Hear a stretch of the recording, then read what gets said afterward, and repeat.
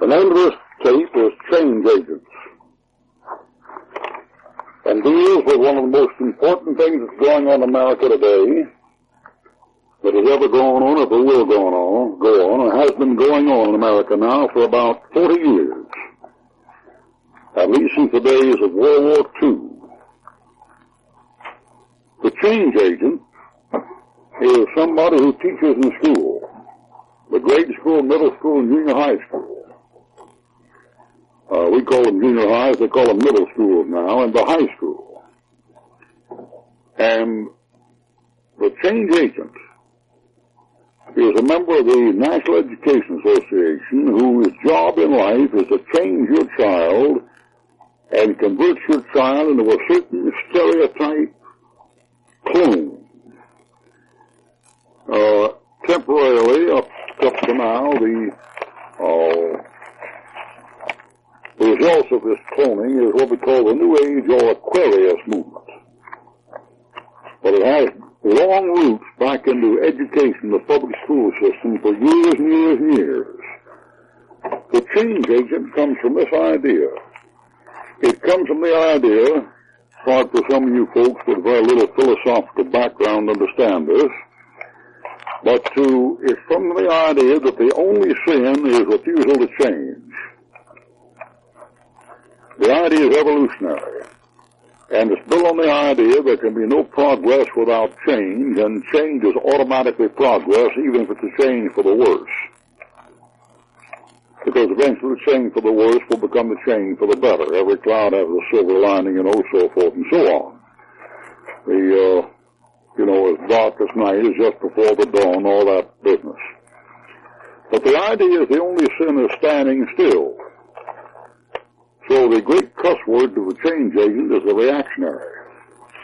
The reactionary, of course, operates by universal law of mathematics. For every action, there's an opposite reaction. That's the law of physics. It holds true in every realm of life, and it is simply ignored by the change agents, with the idea being that when they take an action, it is always forward, and you can't resist it or shouldn't resist it, and if you resist it, you're what the Christian used to call the devil. Now, the change agents are for a number of things. And, of course, their projects are carried out by CBS, NBC, and ABC and the Gannett newspapers 24 hours a day by selected news reporting and editing film to create belief in the following things. Number one, abolition of all private property. They call these people environmentalists and ecologists.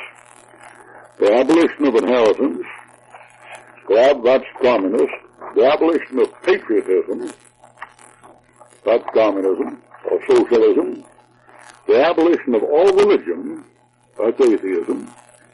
The abolition of the family, marriage morality, and the proper education of children. That's sex perversion, the lesbians and the queers. And the creation of the world government. That's Roman Catholic.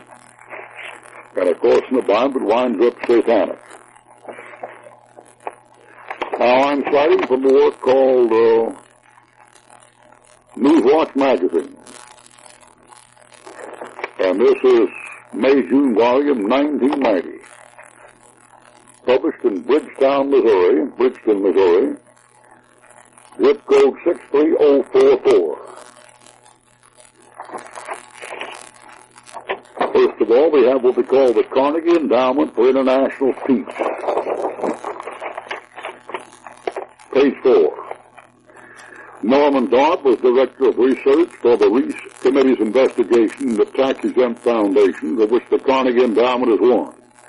Parts of a speech given by Dodd in Washington, October the 14th, 1976, are reproduced in the Freeman Digest of May 1978, page 9 to 11. Quote, as part of his investigation, Dodd had received access to the minute books of the Carnegie Endowment. These books revealed that from 1908 until 1909, the trustees of that corporation debated what would be the most effective way of changing the lifestyle of the entire nation. Their conclusion was that war would be the most effective. This was Carnegie. Their next question was, how do we involve the United States in the war so that process of change could begin? Their answer was, we must control the diplomatic machinery of the United States. The next question was, how to accomplish this? Their answer was, we must control the State Department. That was 1909. When World War I was over, the trustees of Carnegie Endowment Foundation confronted a new problem: how to prevent life in the United States from reverting back to what it was prior to 1914. Their conclusion was they must control education in the United States. According to the Carnegie Minute books, as quoted by Dobb, the trustees divide the task between themselves and the Rockefeller Foundation. The Rockefeller Foundation with all their education pertaining to domestic subjects, and the Carnegie Endowment with all their education bearing on international relations. What does this mean? It means the Rockefeller Foundation would change education so that you could be arrested for telling your child to dump the garbage can, or your child could be taken away from you if you spanked your child, or your child had a right to take lessons in sex from a homosexual in a classroom. That's what that means. The Rockefeller Foundation with all their education pertaining to domestic subjects. The Carnegie Endowment with all their education bearing on international relations. What does that mean? That means make compacts and treaties with atheist nations like Russia.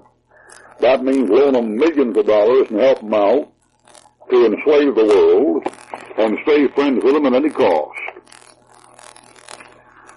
As America entered the decade of the 30s, the Commission of Social Studies of the American Historical Society issued the conclusion and recommendations funded by the Carnegie Corporation. Excerpts of this report can be found in Rene A. Worms's Foundation, page 146 to 148. The report states that the age of individualism in economy and governments is closing and a new age of collectivism is emerging. He goes on to say that this collectivism is one of integration and interdependence, in which individual economic action, individual property rights will be ordered and abridged. What did he say? He said you must mix with other races and give up your private property. That's what he said. He said the federal government has owned your private property and you can't own property anymore. First time you don't pay your taxes, the government confiscates your property without trial. By jury. Now, what is a change agent?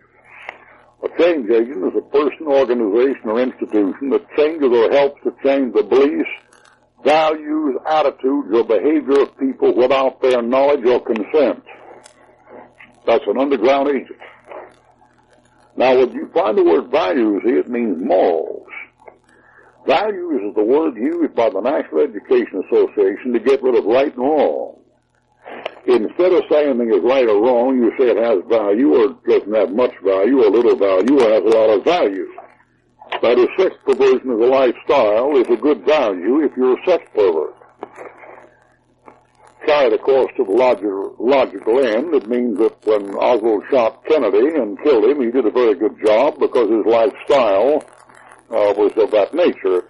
It fulfilled a certain satisfaction in him to attain certain goals, and it was a matter of achievement for him, and he accepted the work as an assassin as being of value for him because it appealed to him as his lifestyle and don't criticize the minority. He also was very wise in his choice of weapons because he used that which would work for him. Now, nobody believes that, but that's what's taught. Page 5, the purpose is to eliminate existing traditional beliefs. 1, God. 2, the Bible. 3, salvation. Eliminate traditional beliefs, morals, attitudes, and behavior, and to replace them with new beliefs, atheism, evolution, and behavior, animal, dope, drugs, rape, assault, murder, that will render the child susceptible to manipulation, coercion, federal government, control, federal government, and corruption, through immorality for the rest of his life. That's the public school's job. The job is public school is to get rid of the Bible, hence no Bible classes, no prayer, no Bible in the school. Get rid of old behavior patterns, honesty, loyalty, trustworthiness, tenacity, persistence, and replace them with beliefs and behaviors that render the child susceptible to control, police state, manipulation, the television news media, coercion, federal government, and corruption, the drug traffic, the pornographic traffic, and the rest for the rest of his life. The change agent in the public school is to take your child and turn your child into an amoral, unethical,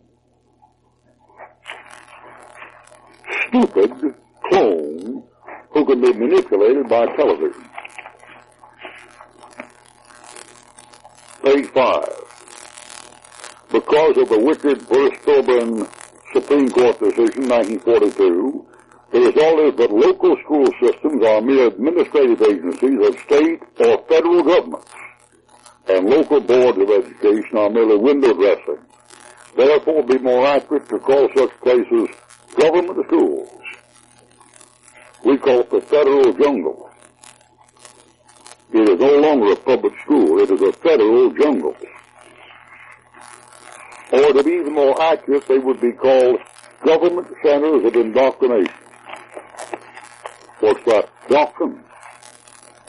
Indoctrination. Religious beliefs. The public school system is a series of churches set up on the corner operated by the federal government to indoctrinate your child with certain beliefs. What are they? One, they are places where the concept of learning a particular amount of content as a preparation for life is obsolete and must be abandoned. What does that mean? It means away with reading, writing, and arithmetic. Carl Rogers, in International Relationship and the Facilitation of Learning, says, the goal of education is the facilitation of change. Period. Government schools are administrative governmental agencies that exist to promote change. They're not there to make your child into a rational, thinking human being at all. Change from what? Change, page 6, from a Christian sovereign nation to a humanist, socialist, interdependent nation-state in a dictatorship euphemistically called a global community with world citizens content with enslavement. All the prisoners in the concentration camps have equal rights.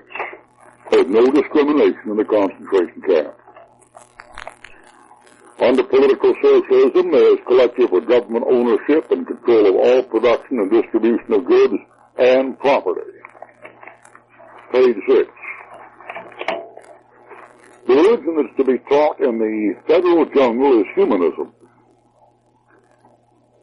We cite Picasso versus Watkins, 367 U.S. reports, page 495, footnote 11, quote, among religions in this country which do not teach what would generally be considered a belief in the existence of God are Buddhism, Taoism, ethical culture, and secular humanism. See Washington Ethical Society versus District of Columbia, 101 U.S. Appellate Court, Washington, D.C., 371, 249 F, 2nd, 127. In the March 1978 Education Leadership, James K. Uphoff cited a narrow definition of religion, which centers around belief in and worship of a deity. He also gave a broad definition of religion, which is this, quote, this is from Education Leadership, March 1978, page 439. Envision religion as any faith or set of values, that means morals, to which an individual or group gives ultimate loyalty.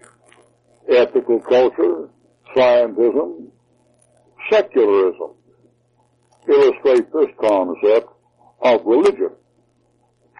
The definition applies to all of us. We educators have placed our faith in the critical thinking process as a means of improving our world. My own faith, you understand? Humanism, the New Age Aquarius movement, man is the measure of all things, is a religious faith. My own faith in the value of and need for rationality makes me become a missionary and undertake the task with great zeal. Humanists in the school are dedicated a lot who do indeed display as much, if not more, zeal for the Christian missionaries promoting Christianity. Educator Harold Lyon describes a course he gave in effective education and says, the intangible product of the course is 15 humanistically enlightened individuals who are now either teaching their own humanistically oriented classes or working as missionaries to influence others to deal with feelings in the classroom and in curriculum development. Harold Lyon, Learning the Feeling to Learn, Charles E. Merrill, Publishing Company, Columbus, Ohio, 1971, page 184. Humanists are religious fanatics. They are religious nuts. In the winter of the 1970 issue of Religious Humanism, the author of an article in another magazine was chastised for calling humanism a false religion. Exception was taken to the charge with the exhortation that faithful humanists are challenged by these assaults to speak and write in defense of the humanistic faith. That's Paul Kurtz in the Humanistic Alternative, Prometheus Books, Buffalo, New York, 1973, page 177. William Russell, Program Officer for the federally funded National Endowment for the Humanities in August 1975, says, this is the Journal of Education, Boston University, August 1975, volume 157, number 3, page 19, quote, an initial clarification to make is that the term humanistic is not the adjectival form of the noun humanities. Humanistic education does not mean education in the humanities discipline. Then it's something else. It is not enough that we simply teach the humanities. Instruct in English, social studies, art, music, and drama is not enough. Humanism and the humanities are by no means synonymous. That's from the book called To Nurture Humanists by Scobie, Mary, Margaret, and Graham Grace, National Education Association, Washington, D.C., 1970, page 181. Well, what is humanistic education? Well, California Assemblyman John Vasconcellos in March 1974 writes this in a magazine called Thrust, put out by the Association of California School Administrators, Burlingame, California, March 1974, volume 3, number 4, page 11. Quote, humanizing education isn't easy. It's at least controversial, at most subversive. Did you get that? Subversive. That's an underground agent. Quote, a change agent is a person, organization, or institution that changes or helps to change the beliefs, values, or behavior of people without their knowledge or consent. It's subversive because attempts at truly humanizing the public schools must run smack up against the fundamental school realities. It's controversial because it necessarily raises, even challenges, the very deepest held values, morals, and assumptions about human beings. It includes the affective and the cognitive domains. It recognizes that a child has a mind of his own, has feeling, has a body, physical and sexual, needing to touch and to be touched. This fellow's going to get your kid in there and strip your kid and let kids play with your kid in the school naked. They did out in Anaheim, California. In the first grade, they had the black and white kids undress each other and bathe each other. Hey, man, that was 15 years ago. A child has a mind, of his own? Are you telling a parent that about his own child? Has feeling, has a body? Are you trying to tell the parent that? Physical and sexual need to touch and be touched. Are you trying to instruct the parent? What kind of a parent? Change agents. Educator William D. Hedges answered the question by giving a common core of values that society must adhere to if it is to survive. Oh, these fellows are prophets of gloom. These fellows are calamity howlers. You must adopt this thing we're going to teach you so you can survive. My, what a pessimistic look toward the future. He explains, this view of humankind requires the educative process to free people to be themselves. It values autonomy and interdependence.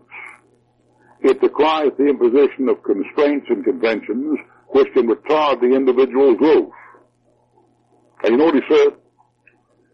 This view of humankind requires the educative process to free people to be themselves. Let the kid drink and take dope. Let him fornicate and shack up with somebody. It values autonomy, self-government, and interdependence. Well, those words are anonyms. Interdependence, you depending upon somebody else. Autonomy is you depending upon yourself. It decries the imposition of constraints. No whippings, no spanking, no jail sentence, no capital punishment. It decries the imposition of constraints. Turn the kid loose, let him kill him. Turn him loose, let him get drunk. Turn him loose, let him commit adultery. Turn him loose, let him practice pornography and sex perversion. Don't restrain him. So far as the answer to the question from what the humanist schools free people, the freedom is from Christian values, Christian behavior, God, the Bible, and from Christian restraints. That's what you're to be free from. Humanistic education is a movement rather than a discipline. It lacks a sound theoretical base and therefore little research to prove, disprove, or improve the efficacy of its own techniques. Humanism in the school did not just happen. It is the result of a movement led and promoted by John Dewey, that is the philosopher, a long time ago. The humanistic movement finds expression in many places. Internationally, it appears in the rise and independence of the undeveloped nations, the United Nations, the World Court, or the freedom of women. The humanists are fiercely determined to achieve the aims of their movement. So determined, in fact, that Arthur Combs was moved to declare in Educational Leadership, April 1966, page 530, the tide of human affairs is running with us. Well, that's fine if Darwin was right. And if Darwin was wrong, it means you're going to hell like a bullet. The tide is running with us. Broad is the way. The humanist movement is inexorable. It will not be stopped. Though habit and tradition may kick up waves of opposition from time to time, these are but surface manifestations. These great tides in human affairs are disastrous to oppose. I believe the humanistic movement is one of those tides, and it is coming in.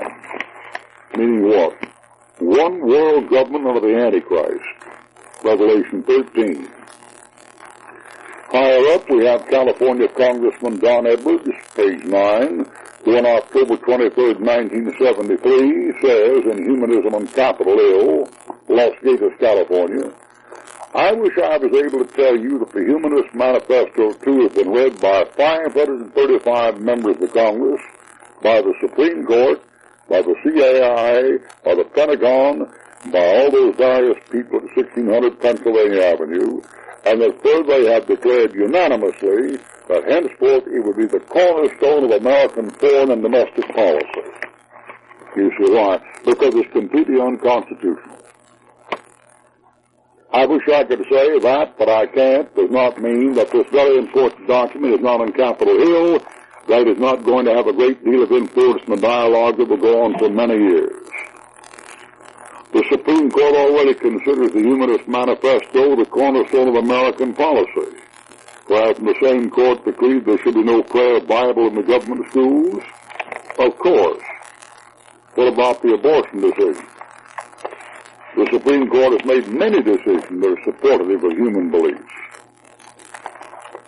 Here's Madeline Murray O'Hare, the atheist, in Atheists Proclaim Their Morality. She meant immorality. In the Catholic Review, Baltimore, Maryland, May 12, 1978, page 1. Let's face it, there's no way we could have had an atheist convention 10 years ago. Everything today is much better. You mean if Darwin was right? Part of the reason is public education. Now you better get a principle here. To unsaved people, progress means more enjoyment of sin and more toleration of sin. Degeneration means less enjoyment of sin and more restraints against sin. To an unsaved monkey man or monkey woman like Madeline Murray O'Hare, progress is measured by the number of sins you can tolerate you didn't formerly tolerate. It simply means the more you get tolerant of filth and wickedness and sin, the more you're improving. But she credits this in part to public education. And how right she is. Just as Christians accept the teaching of Jesus Christ in the Bible, so the humanists have their Bible. It's called Humanist Manifesto 2, published in 1933 and brought up to date in 1973. It's a very short document, and the articles of faith expressed in the manifesto have been worked into every facet of our lives by television. What is taught is promoted in the government schools and is found on all three major television networks. Here's the manifesto. I quote directly. We believe that traditional, dogmatic, or authoritarian religions that place revelation, God, ritual or creed above human needs and experience do a disservice to the human species. As non-theists, we begin with humans, not God. They're atheists. There is no place for revelation or God, or what you believe, above human needs, like the need to fornicate or get drunk. You see how much they don't tell you about? They make you think human needs meant bread, food, and clothing. But they didn't mean that at all, which is apparent by what happens. Humanist Manifesto, quote, promises of immortal salvation or fear of damnation are both illusory and harmful. There is no credible evidence that life survives the death of the body.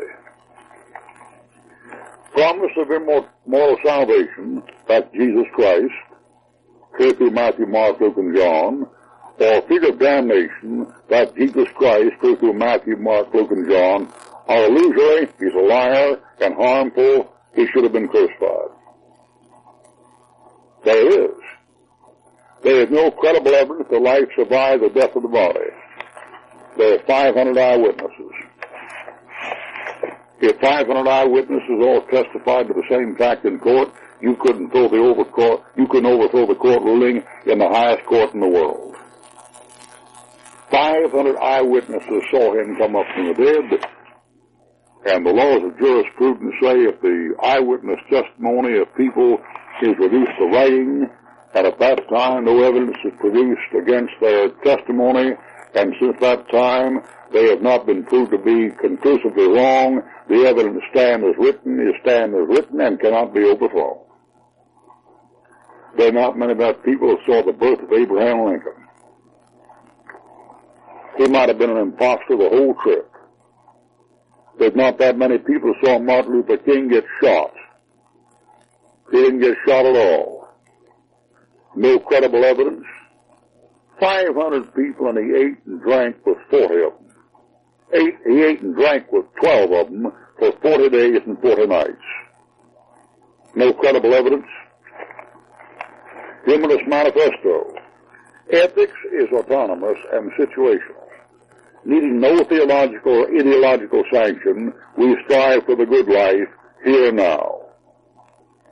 Ethics is autonomous. You make up your own. And situational. You switch them to suit yourself.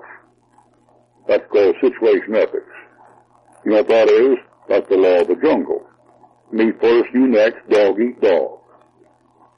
That's the law of self-preservation. You pick the ethics that suits your situation. Ethics is autonomous and is situational, need no theological or ideological sanction. It doesn't have to be true. Furthermore, it doesn't have to be ideal. We strive for the good life. The good life. What do you mean by good? Oh, that's situational. Depends what you want to call it. I mean, Jim Jones lived a good life and died a good death. Just depends how you look at it. Here now. You say, Ruckman, nothing. I know what I'm reading. I know these educated jackasses through and through. I can hear them brave through a hurricane. We strive for the good life, meaning what?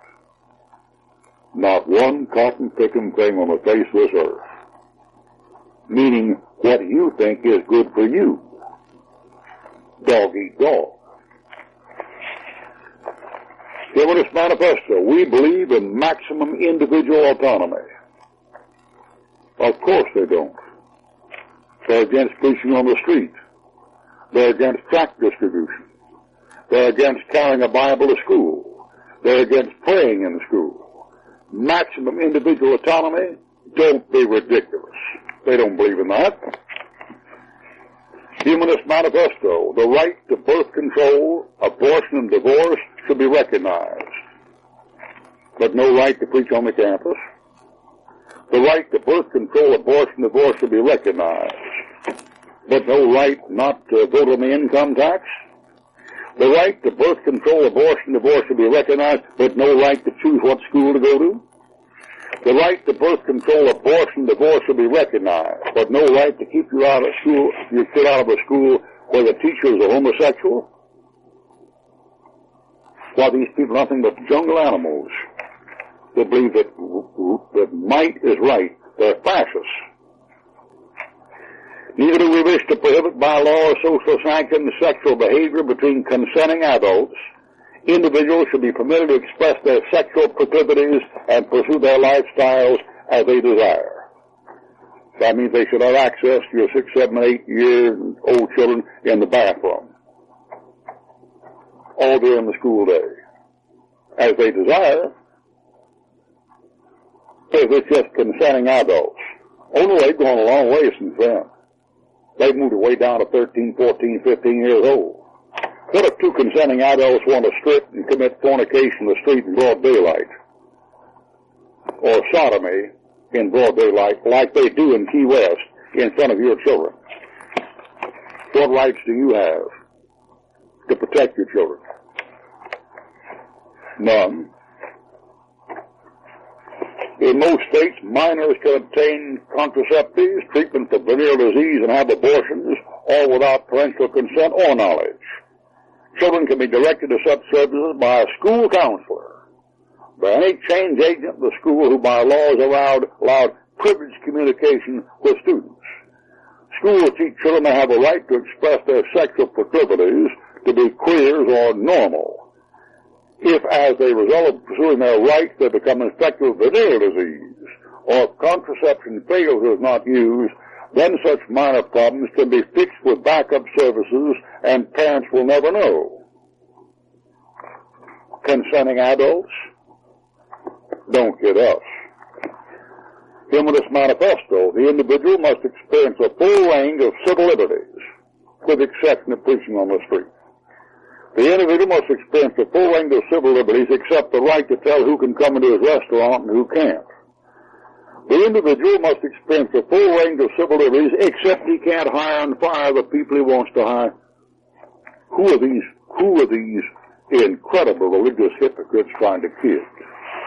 They believe the individual must experience a full range of civil liberties. They believe nothing of the kind. They don't believe any individual on the face of this earth has the right to own a motel and tell who can stay and who can't stay overnight. They don't believe any man in a mechanic shop has any right to hire fire who he wants to hire fire, but has to go by their guidelines. You never met a bigger bunch of hypocrites, a full range of civil liberties. Your father's mustache. This includes the recognition of individuals' right to die with dignity and the right to suicide. I have a right to die with dignity, do I? Suppose I get AIDS and don't die with dignity. And yet I'm not a queer and didn't pick it up and didn't invent it, didn't spread it, and the guy kills me. I have a right? What rights do I have? You wonder why so much legislation is introduced in the state legislatures to legalize death with dignity, or why the right to suicide is more openly discussed as a viable option. The reasons are found in the Humanist Manifesto. In the schools, these civil liberties are made acceptable in death education and through other anti-life indoctrinations. They're not lifestyles. They're death styles. Humanist Manifesto. All persons should have a voice in developing the values and goals that determine their lives. Alienating forces should be modified or eradicated. How about the humanists? Can we eradicate them? All persons should have a voice developing the values and goals that determine their lives. Suppose I have the goal of raising some Christian children. Shouldn't I eliminate, eradicate an alienating force? People are more important than Decalogues. Yeah, but my kids are more important than a sex pervert.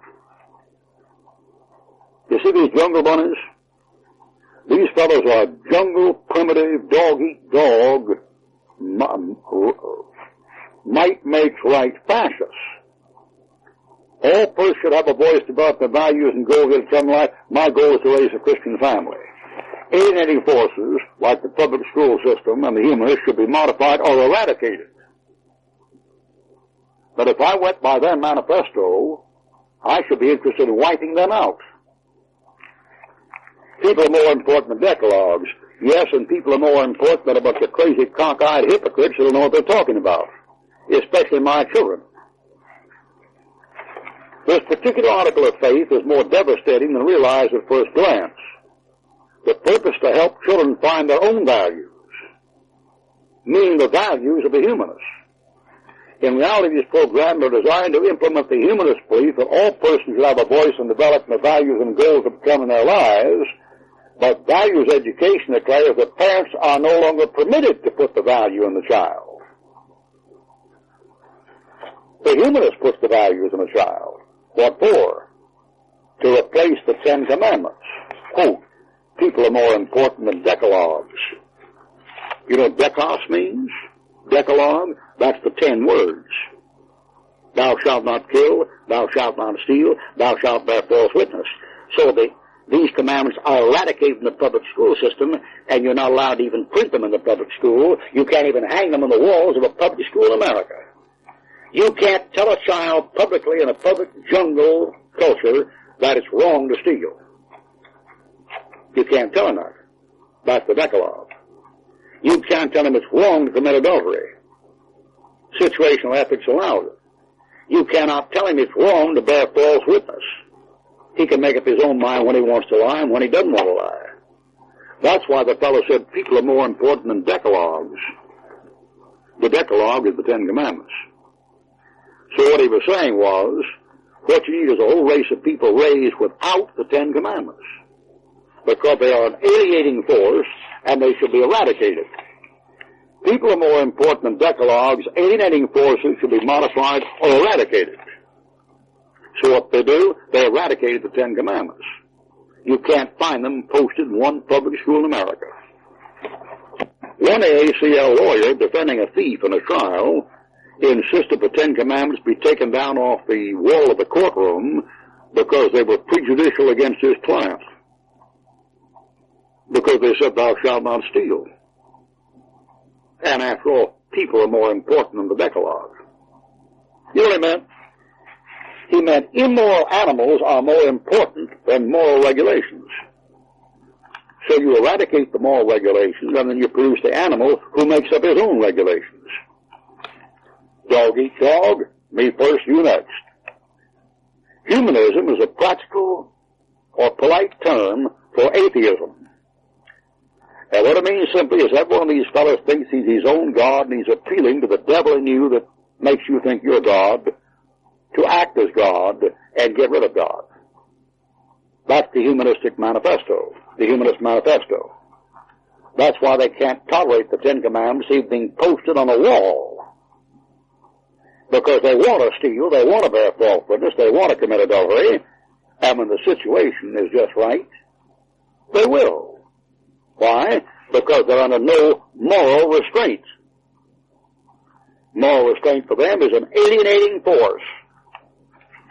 And this alienating force prevents developments. Now, isn't that something? Isn't that something? Now, this is the Humanist Manifesto, which is a fascist setup for federal control to do away with the rights of everybody who doesn't agree with a practical atheist. Page 11. We must expand communication and transportation across frontiers. Travel restrictions must cease. To reach this goal, former President Carter announced the intention of the administration to deregulate international airfares. It is just a coincidence that his intention satisfies the demand of the Humanist Manifesto? Of course not. Travel restrictions simply mean this. Mean that you get searched when you go, and while the government is checking on the money you take out of the country and bring into the country, down to the last dollar, anybody can get into the country as a terrorist or a homosexual VD. It got in this country through the air, by the way, through an airline steward, a male steward.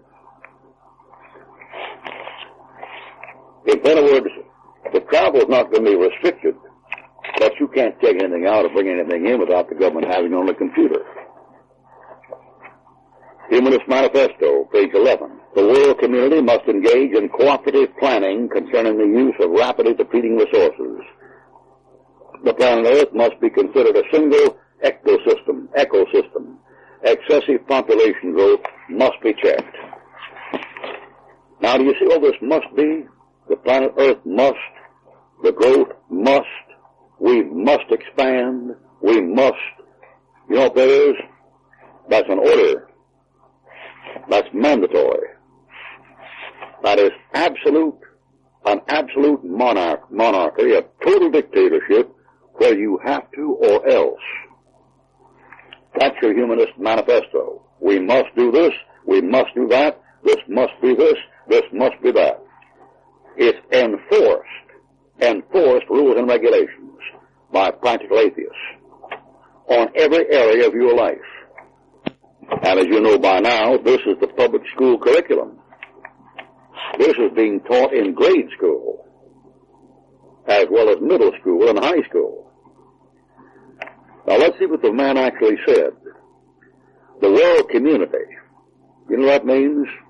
That means India and South Africa, and China and Spain and Italy, must engage in cooperative planning, that is, they must tell the United States and England how to set up their countries, concerning the use of rapidly depleting resources. That is, they must have access to your resources. You understand? The planet Earth must be considered a single ecosystem. Why must it be? Because they said it must be.